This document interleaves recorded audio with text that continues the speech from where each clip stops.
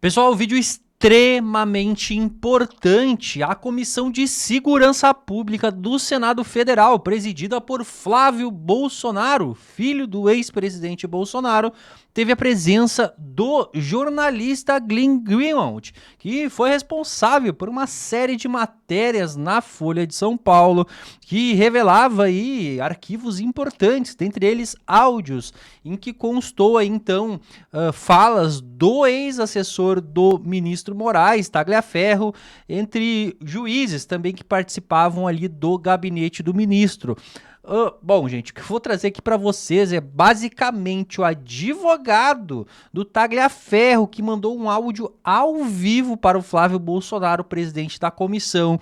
Ele reproduziu esse áudio ali e também teve, obviamente, né, gente, uma análise entre os parlamentares que ali estavam sobre tudo que aconteceu e o que talvez esteja para acontecer. Bom, vamos tentar entender tudo isso juntos, porque o assunto, obviamente, que é importante. Então faz o seguinte, chega aqui embaixo curtindo o vídeo, comentando, compartilhando ele nos principais grupos de WhatsApp, Facebook e Telegram. Sem enrolação nenhuma, vem pra tela, porque o Debate em Foco, ele tá no ar. Eu, não coincidentemente então, senador Magno, recebi aqui também um áudio encaminhado pelo senhor Eduardo Kuntz, que é o advogado do Tagliaferro. Então, autorizado pelo advogado, eu quero botar esse áudio, que também é um áudio do Tagliaferro, e parece que ele está assistindo também essa audiência, né? Então, vocês conseguem ouvir melhor aqui. Boa tarde. Boa tarde a todos.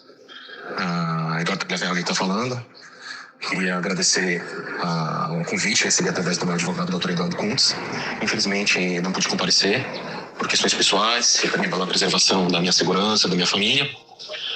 Mas, no momento oportuno, estarei aí à disposição de todos dessa comissão para que vocês possam fazer as perguntas. Alguém está ligando? Aniversário. Parabéns. Que desejam e obter as respostas que precisam. Tá ótimo? Uma ótima tarde a todos. Fiquem com Deus. Bom, em primeiro lugar, quero agradecer ao Dr. Kuntz por enviar o áudio, agradecer também ao Eduardo Tagliaferro por dar uma satisfação a essa comissão de por que não pôde comparecer e agradecê-lo, né, por se colocar à disposição para fazer essa conversa conosco, trazer as denúncias que ele entende que são justas de serem trazidas e parabenizá-lo também pela coragem do Tagliaferro e pelo discernimento dele, como eu disse aqui no começo, de que, na minha percepção, é uma forma até de ele se proteger a sua família. Falar o que ele sabe, que nós acreditamos que seja muita coisa, pelo tempo de convivência, pela quantidade de ordens absurdas oralmente que ele deve ter recebido de Alexandre de Moraes. O que foi divulgado é apenas o que estava na conversa, no telefone dele, pelo que eu entendi. Não sei qual foi a fonte, mas, como o Glenn falou, uma fonte legal, sem revelar qual foi, mas falando que foi legal. Então eu quero agradecer ao Dr. Kuntz e também ao Tagliaferro, e vamos o quanto antes, assim que a defesa nos provocar, dizendo que o cliente dele está preparado para falar, nós faremos aqui o mais rápido possível outra audiência pública para tornar de conhecimento do Brasil e do mundo o que é que o Eduardo Tagliaferro tem a dizer a todos os brasileiros. Então, muito obrigado aí. Continua com a palavra, senador Eduardo Girão. A gente já caminha para o encerramento.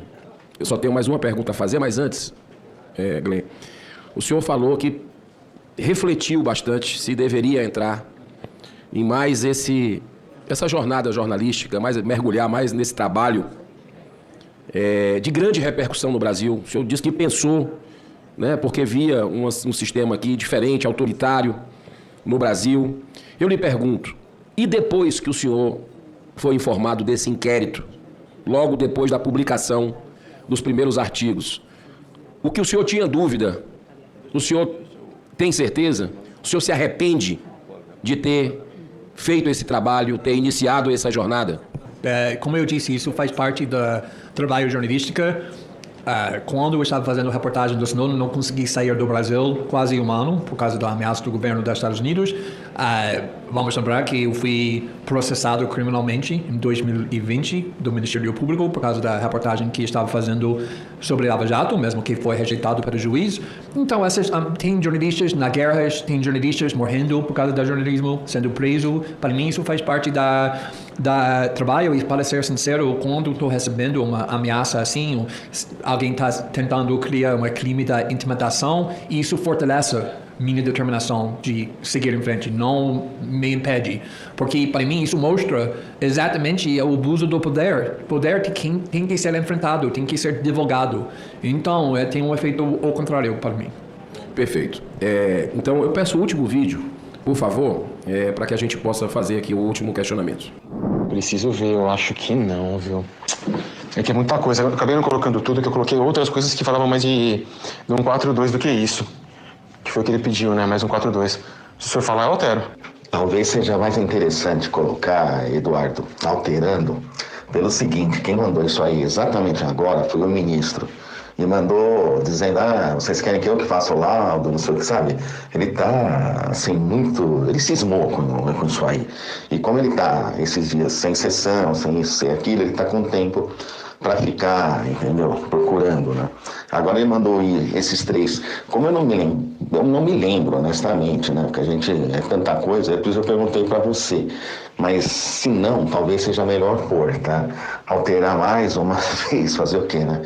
Que aí satisfaz sua excelência, tá bom? Obrigado. Então, mas tem coisas que fundamentam, ele quer que coloca mais ainda. Na verdade, ele quer que ele coloque o que ele acha, né? Mas o que tem é mais que... Eu altero, o que tem é mais que essencial para isso. Eu vou alterar aqui rapidinho. Concordo com você, Eduardo. Se for ficar procurando, vai encontrar, é evidente, mas o que você disse, o que já tem, é suficiente. Mas não adianta, ele cismou, entendeu?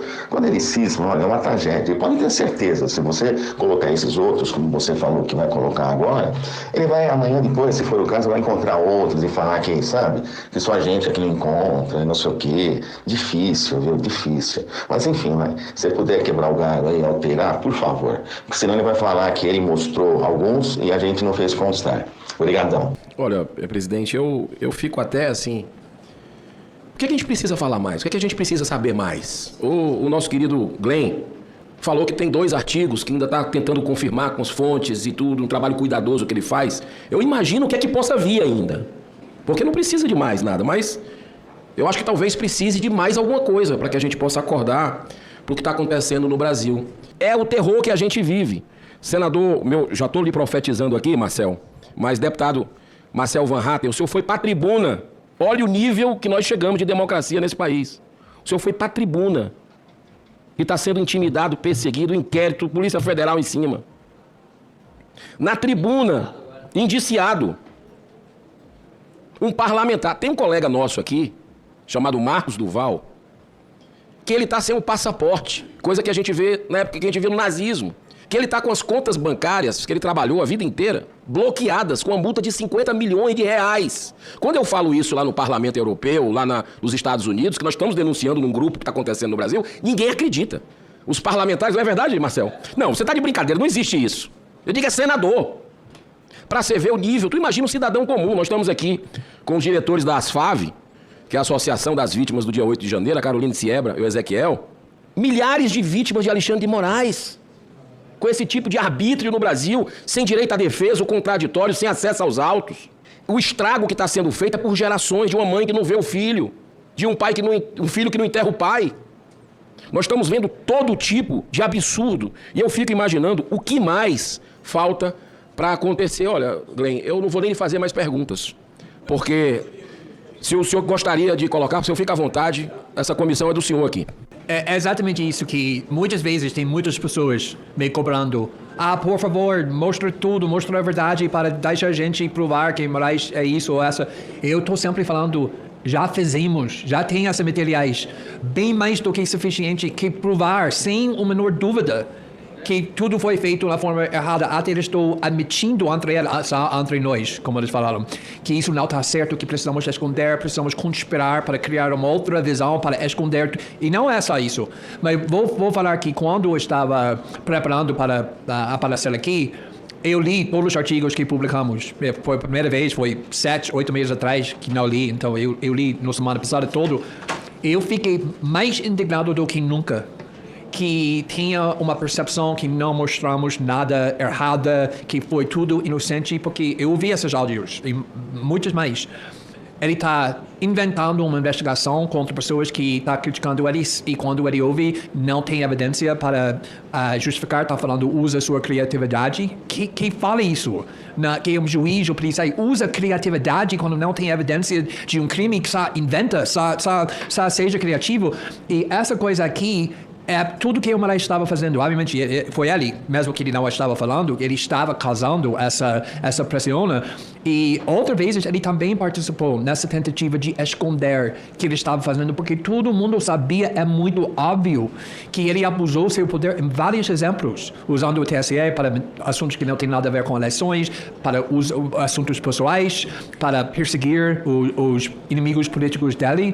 E isso foi a linguagem que a Folha usou, que tudo foi feito, essa fraude, como se tivessem sido enviados na forma espontânea para a Corte Eleitoral.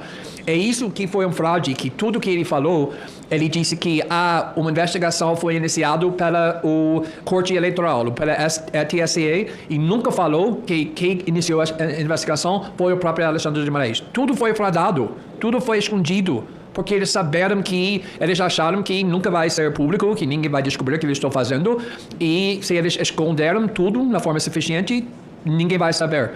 E isso mostra não só que eles fizeram coisas erradas, mas eles saberam que eles estavam errados. Isso é a voz do culpados, não inocentes. O que mais dói nisso tudo é que tudo está revelado, está claro, assim, mais do que o suficiente, senador Flávio. Mais do que o suficiente para o Senado impeachment esse cara. Meu Deus! E a gente ainda tem senadores aqui, que me desculpe a ausência, mas eu não vou dar nome de ninguém, que são pessoas bem-sucedidas na vida, que não são de esquerda, que não são PSOL, não são nada, mas estão na base desse governo, mesmo sendo prejudicados. Por exemplo, nós temos muita gente aqui do agronegócio, que são senadores. Assim, o que me apavora é que todo o material, toda a verdade está exposta.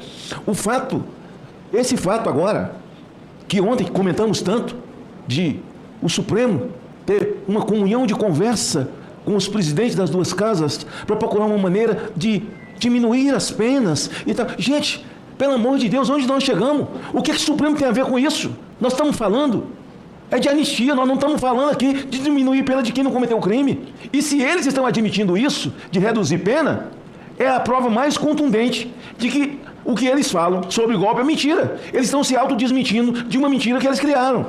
E tudo que foi falado aí, você falou uma coisa correta. O que mais tem para fazer? Mas nós vamos recorrer a quem? A Deus? Nós vamos recorrer ao próprio Alexandre de Moraes? Nós vamos recorrer ao Supremo? Não. Mas tem o Senado. O Senado tem muito mais do que é suficiente para impeachment não só ele. Mas Gilmar Mendes fala, sem o Supremo não haveria Lula. O que ele está querendo dizer com isso? Sem o Supremo não haveria alguns agentes políticos que estão aí bem à solta. O que ele está querendo dizer com isso? Está querendo dizer o seguinte: nós fizemos tudo. Tiramos um descondenado, batamos na presidência. Então está tudo armado. As imagens que eles não entregaram, as imagens que eles destruíram, a Força Nacional que não foi colocada em prática. Cadê o G. Dias? Até o general aqui tentou dizer que ele era um cara, assim, na academia ele era um cara bom e tal, assim. Acho que, sei lá, eu não sou psiquiatra não, mas ele deve estar bom para tomar remédio. Assim. Cadê? Mas tudo estava arrumado. Tudo estava arrumado. E eu falo para você que eu sou uma pessoa que procurei, senador Flávio, todos aqueles que estão ali com G. Dias tomando água, aquelas figuras, eu fixei elas todas, abrindo as imagens, e eu as procurei no presídio. Aqui tem advogados que visitavam todos, um por um. Nenhum daqueles estavam lá. Nós não achamos um daquela imagem com G. Dias. E o próprio Lula, num ato falho, fala assim: alguém abriu a porta por dentro. Alguém abriu a porta por dentro. Aí a gente vê um monte de inocente pagando e um monte de senador se recusando a assinar o impeachment desse cara. E se depender e a gente não fizer força, senador Flávio, o atual presidente da casa hoje não colocará. Não colocará. Não colocará. Eu não posso pedir vênia nem desculpa pela maneira franca como eu falo as coisas. Não colocará. E a gente vê o nosso povo sofrendo, nós estamos fazendo audiência pública, nós estamos discutindo, estamos chorando engano, nós queremos anistia, quando o Senado tem a grande responsabilidade. E o que está se passando com o Brasil hoje, o Senado é responsável ou irresponsável. Então eu acho que nós precisamos bater todo dia, nós precisamos nos organizar, essa tem que ser a nossa pauta, batendo na tribuna, com presença de presidente ou sem presidente sentado ali, sabe? Olhando no olho, que eu acho que deve ser muito vergonhoso, porque ganhar uma eleição de senador é difícil pra caramba, é pesado, né Flávio? É muito difícil ganhar uma eleição de senador. Aí você ganha uma eleição de senador, chega aqui pelas mãos do povo e depois vira subserviente de um poder que nunca teve voto de coisa nenhuma, de porcaria nenhuma.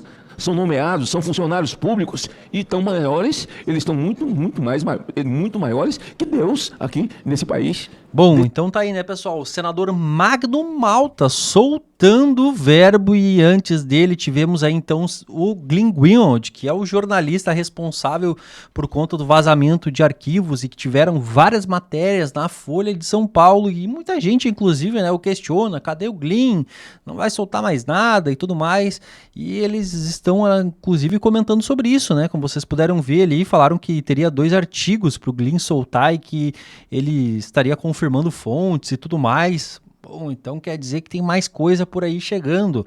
A gente pôde ver também Eduardo Tagliaferro falando que tá verificando sua segurança e tudo mais, e pode acabar indo na comissão falar também, dar a sua versão do caso, fazer denúncias, enfim. Que situação, gente. Bom, eu quero saber a opinião de vocês aqui embaixo. Não se esqueçam, então, de curtir o vídeo, comentar, compartilhar, aquela coisa toda, né? Se inscrever no canal, ativar o sininho e ficar ligado que logo mais tem vídeo novo aqui no canal Debate em Foco.